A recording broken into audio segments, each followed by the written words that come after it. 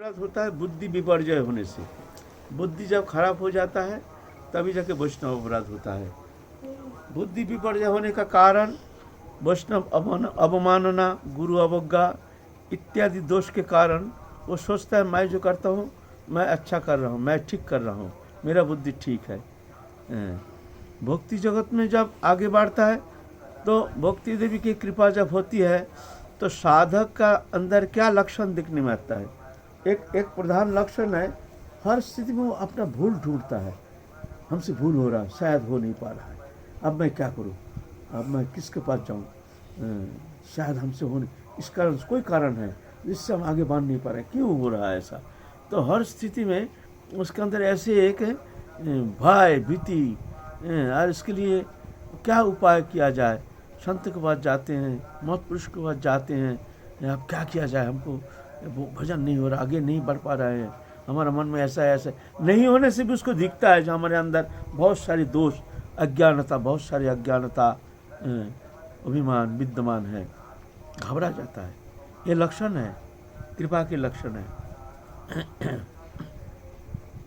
इसका प्रधान कारण है, हमारे आचार्य जी ने कहे हैं, आश्रय लोहिया भजे तारे कृष्ण नहीं तेजे आर सब मर्य करण।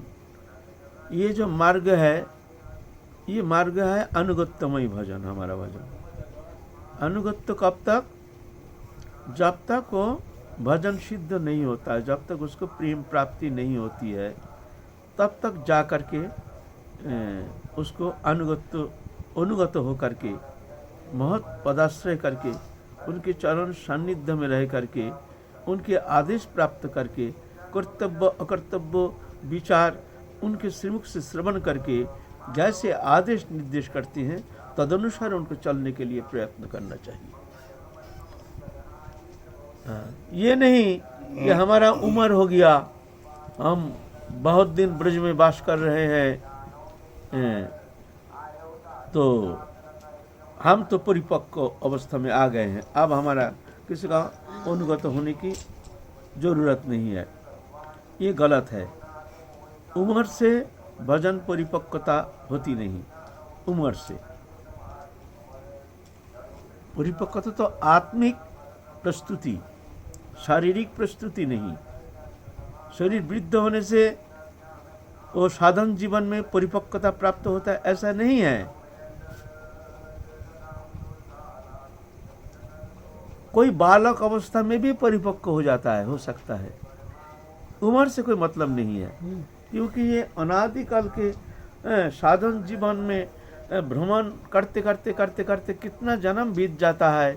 महत अनुगत्य लेकर भजन करते करते कभी जोग कभी भोग, कभी भोग कभी जोग, कभी भोगाधिक्य कभी जोगाधिक्य, ऐसे करते करते धीरे धीरे धीरे धीरे भोग क्षय होता है, जोग पूर्णता के ओर चलता है।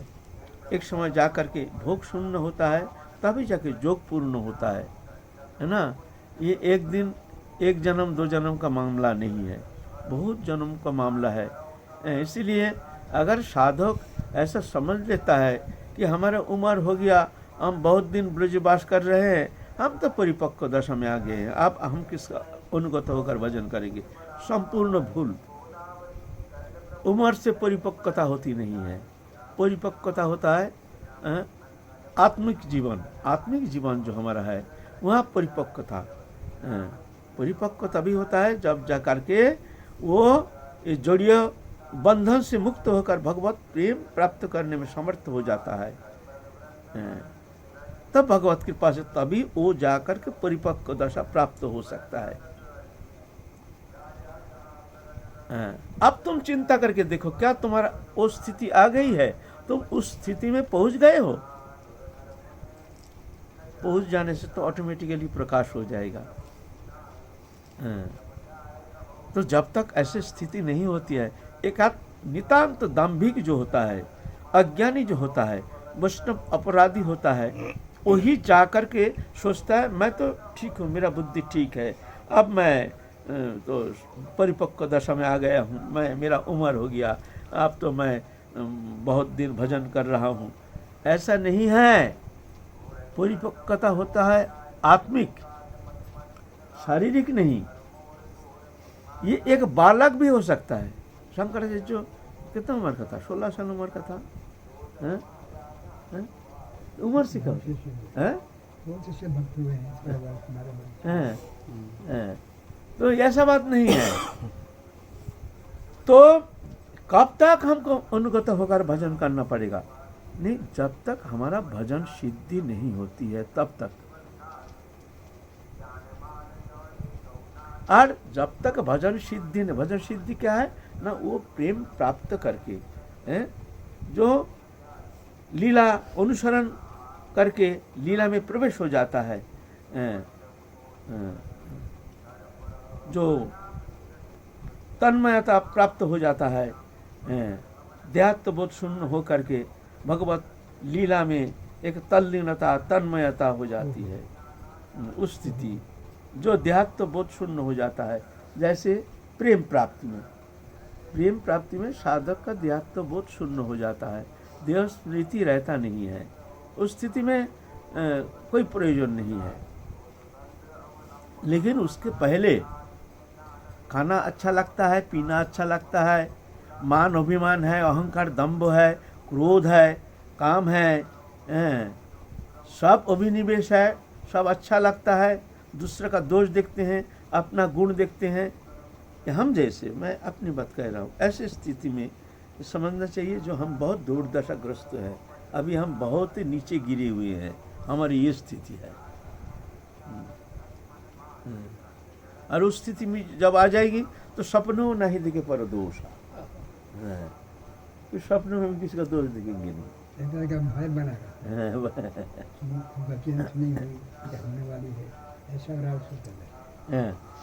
तो श्रीमद् भागवत महापुराण कहते हैं, जब तक भगवत प्राप्ति नहीं होती है तब तक अनुगत होकर भजन करना चाहिए। गुरु अनुगत उत्तम। भगवत प्राप्ति का लक्षण क्या है?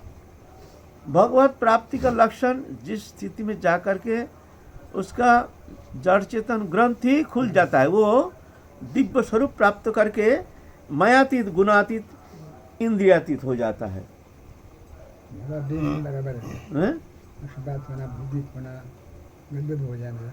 सम दुख सुख शस्त्र समलुष्ट सकांचन प्रिया प्रिय धीर तुल्य निंदा संस्तुति मानव मनय तुल्ला तुल्य मित्र और पक्षय सर्वारंभा परित्यागी गुणातीत सौच्यते। वो गुणातीत है, ये लक्षण है। सम दुख सुख शस्त्र समलोष्ट सकांचन, लोष्ट माने पत्थर और कांचन माने सोना। कांचन और सोना दोनों उनके पास बराबर है। सोना जैसे है, पत्थर भी ऐसे है, कोई कीमत नहीं उनके पास। समलोष्ट सकांचन, प्रिय अप्रिय समान, धीर तुल्य निंदा संस्तुति, मान अपमान तुल्ला तुल्य मित्र और पक्षय। मित्र पक्ष हमको जो प्रेम करता है वो मेरा मित्र पक्ष है। ओरी है जो हमसे दुश्मनी करता है, हमारा विरोध करता है, हमसे लड़ाई करता है, हमारा निंदा करता है, ये ओरी पक्ष। बोले दोनों बराबर है। सर्वारंभ परित्यागी, जो संकल्प करके कोई कर्म अनुष्ठान नहीं करता है, क्यों? कर्मों से हमारा कोई लेना देना नहीं है, वो कर्म के ऊपर उठ जाते हैं। वो एक पत्र भगवत प्रीति ही उनका समस्त कर्म चेष्टा। भगवत प्रीति तुम्हारे लिए सब हो रहा है। इस शरीर के द्वारा जो भी कर्म हो रहा है ये तुम्हारा ही कर्म, हमारे लिए कोई कर्म है ही नहीं। भी रह जाता है, मन कैसे मिलेंगे, कम मिलेंगे, कहाँ मिलेंगे? उसका शरीर संबंधी कोई कर्म का कोई प्रयोजनीयता है नहीं, है ना? अगर मित्र और शत्रु यानी एक ही पर्याय में अगर देखने लग जाएं, तो जो शत्रुता कर रहे हैं उनके प्रति अगर मैत्री भाव करने लग जाएं, तो जो वास्तव में हमारे जो मित्र हैं उनको कैसे देखेंगे? उनसे भी हम, तो उनमें और उनमें क्या फर्क रह गया? तो वो देखता ही नहीं कौन हमारा मित्र है, उसको भी वो देखते नहीं है हमारा मित्र है। और शत्रु है, शत्रु है, वो भी देखता नहीं है हमारा शत्रु है। जानते हैं ये संसारी क्रिया है, इससे हमारा कोई लेना देना नहीं है। क्या समझेगा? जो देह में रमण करता है, की इंद्रियां हैं, हाँ, वो क्या समझेगा, हाँ, समझ नहीं सकता। हाँ। मतलब विषय विकार भरे पड़े हैं, सब पे नित्य रमन कर रहा है, हृदय अपने माने मित्र है, हमसे बहुत प्रेम करते हैं, हमारे हर स्थिति में हमारे सहयोग करते हैं, हमारे हर समय भला चाहते हैं, हमारे बिना रह नहीं सकते हैं। लेकिन जो उस स्थिति में वो ये सब देखते ही नहीं, वो देखते हैं साधारण जो है ये भी ऐसा ही है, उसके अंदर भगवान है। ये जो बाह्यिक क्रिया है, प्रेम करते हमसे, हमारा भला चाहते, ये सब ये बाह्यिक क्रिया है। जीवन भाव आता है, देह को दबा देता है, वो हमें गति कर आत्मा। अच्छा, महत पुरुष तो अपने भाव में रह कर के वो समदृष्टि कर लेंगे, लेकिन जो मैत्री भाव रख रहे हैं और जिनकी प्राकृत बुद्धि है, उनको तो वो बात बहुत व्यक्तिक्रम पैदा होगा इस बात से कि एक जिन घटना जो सुना, एक शत्रुता कर रहे हैं वो तो एक घटना सुना। जी हमारे गुरुजी के साथ हम रहते थे गिरिराज तराटी में, जंगल था उस समय, गहरा जंगल था उस समय, आज से 40 साल पहले, 40-42 ऐसा होगा। जंगल में रहते थे, एक छोटी सी एक कोठी सी थी, एक ही जन रह सकते हैं, सिर्फ बाबा गुरुजी रहते थे, हम लोग बाहर पड़े रहते थे जंगल में। जंगल माने कोई खुला हुआ मिट्टी में, धरती में, जंगल में, गिरिराज माथे में दे करके सो जाते थे जंगल के अंदर ऐसे। तो हम एकमात्र सेवा गुरुजी का समय रहते थे गुरुजी के साथ, और सब आश्रम था गोवर्धन में, वहाँ पर सब कोई रहते थे, जंगल में रहते थे, सिर्फ गुरुदेव और हम ज़्यादातर। तो खाना पीना तो कुछ है नहीं,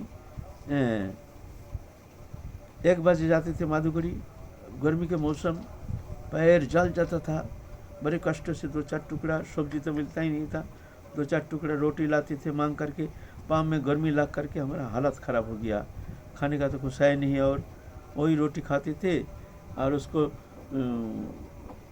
बांध करके पैर में टांग के रखते थे, उसमें गिलहरी छेदा करके रोटी खा जाते थे, गिलहरी, डिब्बा डुब्बा था नहीं, और जो रह जाता था वही रात को थोड़ा सा जहाँ खा जाता था उसको फाड़ फूड़ के फिर जा करके, इससे ऐसे कठोर जीवन गुरुजी के साथ हम रहते थे। तो क्या हुआ, ऐसे कठोर अवस्था में घर छोड़ के आए हैं ना, उतना कठोरता शरीर सहन नहीं कर पाया, ऐसे बीमार हो गया, ये बुखार आ गया, और ऐसे दस्त होना शुरू हो गया, खूनी दस्त जैसे, माने जैसे हमारे मृत्यु का नौबत आ गया। शरीर, पानी भी नहीं था, वो नल भी नहीं था, वो गिरिराज पार करके उधर से, वो जहाँ बड़ा मंदिर है ना, वहाँ पर श्मशान है ना, उधर नल था, वहाँ से पानी भर के लाना पड़ता था गुरुजी के लिए, पानी भी बड़ा हिसाब से पीना पड़ता था। और गुरुजी को छोड़ के हम कहीं जाते नहीं थे,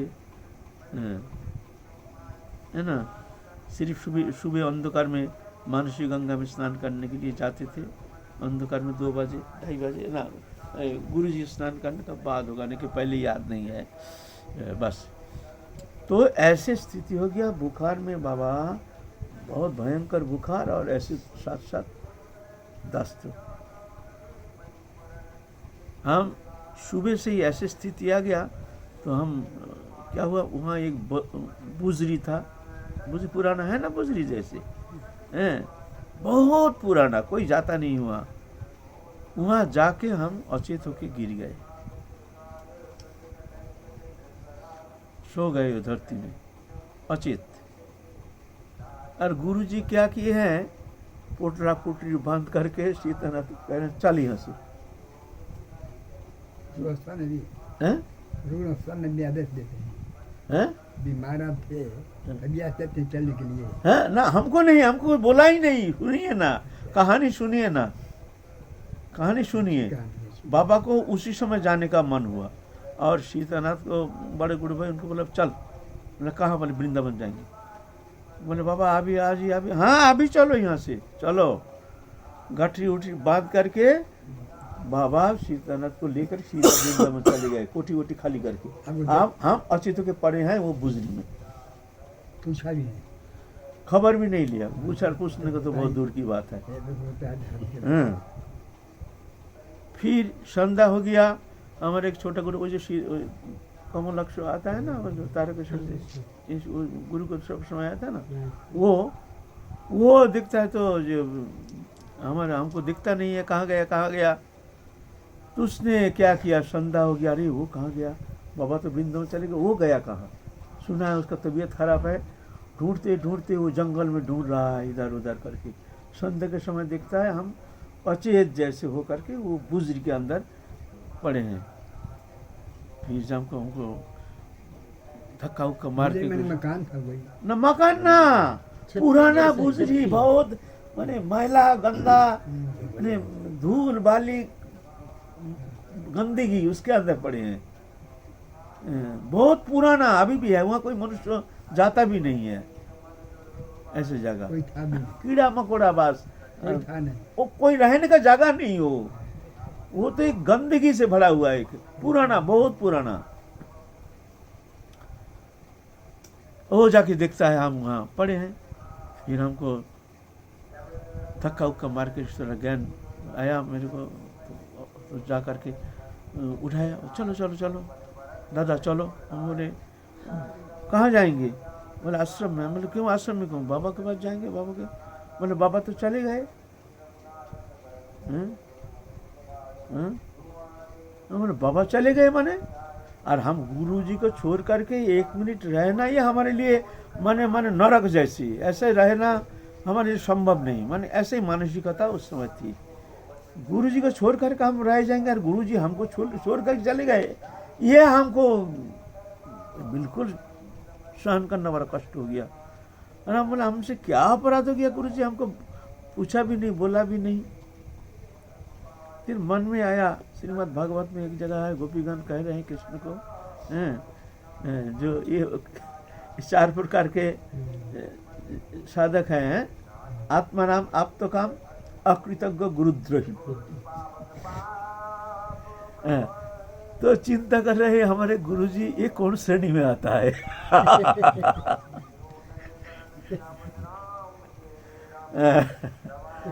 चिंता कर रहे हैं, हमको तो प्रेम तो बहुत करती हैं, ये तो निश्चित है।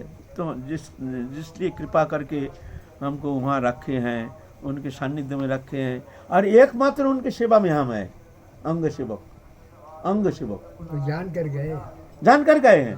तो हम तो मन में एक थोड़ा हंसी भी आया, जो गुरुजी ये कौन श्रेणी में आता है, ये जो प्रेम है उनका, आत्माराम, आप्तकाम, अकृतज्ञ, गुरुद्रोही। आत्माराम जो आत्मा में रमन करते हैं, वो किसी से प्रेम नहीं करते, जानते सभी आत्मा है, सभी एक ही प्रकाश है, ना अपना है ना पराया है। आप्तकाम, जिनका कोई कामना नहीं, समस्त काम परिपूर्ण, पूर्ण काम है। ये भी किसी का खबर, किसी से सब मतलब नहीं रखते हैं। आत्माराम, आप्तकाम, आत्माराम भी किसी से मतलब नहीं रखते हैं। आत्मकाम, जिसका कोई कामना नहीं, वो भी जगत से मतलब नहीं रखते हैं। अकृतज्ञ, और एक है इस संसार में बेईमान। वो क्या होता है, तुम खिला रहे हो, पिला रहे हो, दे रहे हो, सब कुछ कर रहे हो, लेकिन वो भूल जाता है जी ये हमारा उपकार किया, ये हमको प्रेम किया, ये हमारा सेवा किया, इसको कहते अकृतज्ञ। ये भी कभी कभी मतलब नहीं रखते हैं अकृतज्ञ लोग। और गुरुद्रोही, गुरुद्रोही जो है, ये भी ऐसा ही बुद्धि भ्रष्ट है। तो हमारा गुरुजी कौन श्रेणी में आता है, हम इतना प्रेम करते हैं ना, ये अलौकिक, ये इंद्रियातीत, गुणातीत, ये साधारण मनुष्य के द्वारा ये कदापि संभव नहीं। ये तो कोई परीक्षा के लिए, हमको परीक्षा के लिए देख रहे हैं, इसका क्या निष्ठा है, इसकी ये क्या करता है, क्योंकि वो लोग आत्मकल्याणकारी, वो जो है गुरु जो है वो आत्मकल्याणकारी, वो लोग शरीर कल्याण नहीं देखते हैं। ऐसे बहुत सारी देखा गया है, हम सुनाएंगे 2-4 कहानी। वो शरीर को देखते नहीं है, जो शरीर इसका अस्वस्थ है, ये है, ऐसा है, वो देखते हैं आत्म कल्याण, उसका यहाँ आत्म। पे एक जिज्ञासा है, करें आज्ञा हो तो। बोलो। मतलब ये हमारी दृष्टि होंगे, हम भूल भी हो सके। जैसे हमारे लिए तो हम जो सब साधक घर छोड़ के आए हैं, माता पिता बंधु वर्ग सबको छोड़ के आए, हमारे लिए गुरुजी तो माँ भी है, पिताजी भी है, सब है। गुरुजी छोड़ के हम हमारे जगत में कुछ है नहीं। तो गुरुजी तो हमारे जैसे माँ जैसी ना, माँ ही है साक्षात। ठीक है, बोलो। तो गुरुजी अगर हमारे शरीर के बारे में थोड़ा सा भी दृष्टि नहीं डालेंगे, जैसे माँ एकदम डालेंगे नहीं, वो तो प्रारब्ध अनुसार तुमको भोगना पड़ेगा, और गुरुदेव भोगा लेते हैं। हमारे गुरुजी रहते रहते हमको जो शारीरिक भोग जो हमको हुआ है, ये अवर्णनीय, हम वर्णन करेंगे एक दिन, थोड़ा थोड़ा हिंट्स देंगे। और गुरु कृपा से ही हम हर स्थिति में, ये भी स्थिति बता रहे हैं, हम स्थिति हम बता रहे हैं थोड़ा सा 2 मिनट। गुरु कृपा से ही ठीक हो गया। हमको तो पकड़ के उठा के ले आया मंदिर में, गोवर्धन मंदिर में। फिर हमारे वो बुखार और वो दास्त, ये देख करके पैसा तो है नहीं, तो एक गुरु भाई आया था बंगाल से, वो एक तो कैप्सूल लाया, बोला एक कैप्सूल खरीद लो, ये खा लो, ये तो ठीक हो जाएगा। तो दुकान से एक तो कैप्सूल ले आया, उसका नाम भी हमको याद है, एंट्रोस्ट्रेप। एंट्रोस्ट हमारा अभी भी नाम याद है, क्योंकि हमको अच्छा किया है ना। एंट्रोस्ट्रेप लाके खा लिया रात ही में ही। अरे वो एंट्रोस्ट्रेप क्या करेगा, वो स्थिति हमारा कम से कम वो तो कोमा में चला जाएगा, हमारी जो स्थिति थी उस समय। रात को ठीक हो गया, तो गुरु भाई हमको 12 आना पैसा दिया। हम बोले भाई कैसे भी हो, हमको जो पैसा दो, किराया दो हमको, हम जाएंगे वृंदावन। अभी जाएंगे, हम 1 घंटा के लिए हम रह नहीं सकते, गुरु के बिना हमको रहना बड़ा भारी है। हम अभी जाएंगे किसी भी स्थिति में। तो हमको 12 आना पैसा दिया, उसमें 12 आना ही ऐसे किराया था वृंदावन के लिए, 12 आना की 1 रुपया ऐसा ही था। तो हम सुबह ही ठीक हो गया, सुबह होते होते ठीक, फिट, दस्त भी नहीं, बुखार भी नहीं। और झोली झंडा तो कुछ है ही नहीं। फक्करदास चले गए वृंदावन 10-11 बजे का, 10 बजे का अंदर।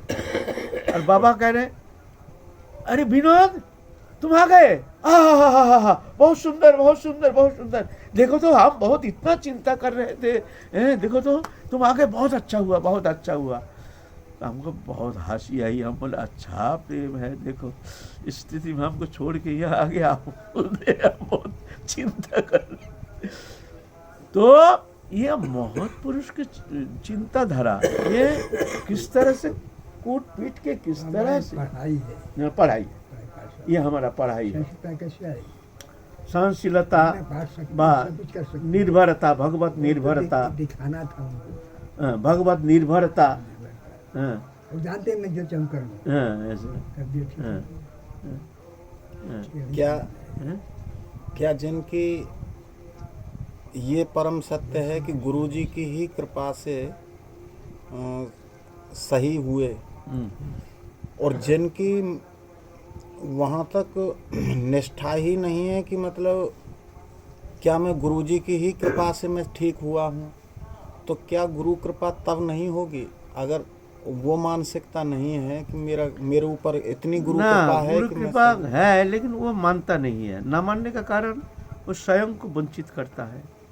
लेकिन गुरु कृपा तो है, सबके ऊपर रहती है। गुरु जो योग्य है, अयोग्य है, सबके ऊपर। लेकिन जो गुरुगत प्राण है, गुरु के ऊपर ही समर्पित होकर के जो जीते हैं, वो कुछ अलग अनुभव करने में समर्थ होते हैं। गुरु कृपा से अलग कुछ बताएंगे।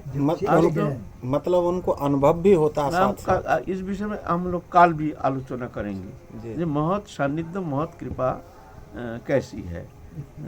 तो ये इसलिए ये महत अनुगत होना माने कि आजकल का महत सान्निध्य माने क्या है, उनके पास रहेंगे, खूब खाएंगे पिएंगे, अच्छा बढ़िया बढ़िया माल मिलता है, खाएंगे पिएंगे, हमको हर तरह से सुविधा देंगे, कपड़ा लत्ता देंगे, सब सुविधा देंगे और उनके पास रहेंगे। लेकिन ऐसा तो है नहीं। पहले तो समर्थ गुरुओं के पास तो बाबा एक खेल होता है। हाँ, बहुत समर्थी महापुरुष देखा गया जो बहुत कठिन होता है। वहाँ उनको किस तरह से नाना प्रकार घात प्रतिघात द्वंद्व संघात के अंदर कूट पीट के किस तरह से तैयार करते हैं। वो बाहरी दृष्टि से तो लगेगा जैसे कितना कठोर दिल है, वास्तव में ऐसा नहीं, बहुत कोमल दिल है। हमारा पैरालाइसिस हो गया, पैरालाइसिस, ये अंग बाबा, ये अंग पैरालाइसिस हो गया था, लकुआ मार गया था, लकुआ। तो बच्चा पीरियड में, हैं? साधना पीरियड में हाँ, गुरु जी के साथ पास रहते हैं, गुरु जी के पास। ये प्रसंग रहता कोई डॉक्टर नहीं, कोई दवा नहीं, कुछ नहीं, खा नहीं पाते, हाथ तो उठता नहीं है। ये हाथ अंग उठता ही नहीं है, इधर चल नहीं पाते। हम बोले गया, अब तो जीवन बर्बाद हो जाएगा, अब तो लकुआ मार गया, अब तो हो गया। वो चिंता होती है। गुरु जी की कृपा से फिट, अभी तक आज तक फिट। गुरु जी के पास गए, बाबा ऐसी स्थिति है, हाँ, चिंता मत करो तुम, आज तक फिट। जो कि बहुत बड़े बड़े डॉक्टर भी ठीक नहीं कर पाता है, बहुत माने नए कई साल लग जाता है, मालिश करो, ये करो, वो करो, वो करो। हम कोई डॉक्टर नहीं, कोई दवा नहीं, कुछ नहीं। एक तो कंपाउंडर सा था वहीं पर वृंदावन में, वो हमारे ये दशा देख करके बहुत दुखी होकर के रात में आके क्या क्या टैबलेट 2-4 खिलाया, फिर 2-4 सुई भी लगा के गया है। उसका नाम बड़ा प्रेम करता था। उस दुर्दिन में वो हमको इतना सेवा किया। वो डॉक्टर नहीं, कंपाउंडर था, रामचरण के चेनो मंदिर तो वो हमको भाई उस समय बहुत रात 12 बजे आकर के हमको देखता था। हम तो पड़े हैं, उठने का ताकत नहीं, शक्ति नहीं, कुछ नहीं। बाबा क्या बोले थे? बाबा उसमें बाबा जब आघात हो गया था, हाँ। बाबा कुछ बोले थे?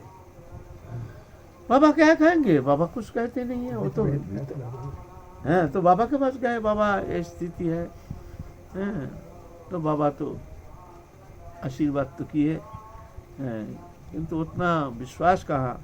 फिर भी बिना चिकित्सा, बिना कुछ, एकदम फुल फिट। कुछ दिन लगा हमको चलने फिरने में, थोड़ा सा समय लगा, मतलब 4-5 महीना लगा, 3-4 महीना लगा। सालों भर हाथ बीमारी जाती हाँ? लगा जाता है तो हमारा तो और ज्यादा ताकत आ गया, गया तो दूर की बात है, आज 40 साल की बात है, धन्य गुरुदेव, हैं? हे प्रभु धन्य। और ज्यादा ताकत आ गई हाथ में, अभी भी पूरा ताकत, गुरु जी की कृपा से। एक बार मर रहे थे बीच में, ये मेनिंजाइटिस जैसे हो गया, 106 बुखार, 107 बुखार, 106-7 बुखार। बाबा प्राण निकल जाएगा, प्राण निकल जाएगा, ठीक हो जाओ। ठीक हो गया है। 7 साल मलेरिया में कष्ट उठाया, मलेरिया 7 दिन 10 दिन पीछे ये सब भोगा लिया। माने हमको इस शरीर के द्वारा क्या क्या व्याधि, टीबी हो गया, मुंह से खून निकाल रहा है, छाती में दर्द, काफ, खांसी, बुखार, जो टीबी का जो 4 लक्षण है सब हम में आ गया। टीबी का 4 लक्षण, एक है बुखार, एक है खांसी, एक है ब्लीडिंग, एक है नाइट स्वेटिंग, रात में सोते समय पसीना आता है। ये टीबी का लक्षण है, 4 लक्षण। गुरु कृपा से ठीक हो गया। ये भी देख लिया कितना उसमें समर्पण बुद्धि पुष्ट हो गई ना, ये विश्वास हो गया से गुरु कृपा से सब संभव है, गुरु कृपा से सब संभव है। अनुभव हो गया, अनुभव करा दिया गुरु जी ने कृपा करके, घात प्रतिघात के अंदर। ऐसा नहीं वचन के द्वारा नहीं, प्रैक्टिकल ऐसी परिस्थिति में गिरा करके, ठोक ठाक के ज्ञान करा दिया। एक बार हमको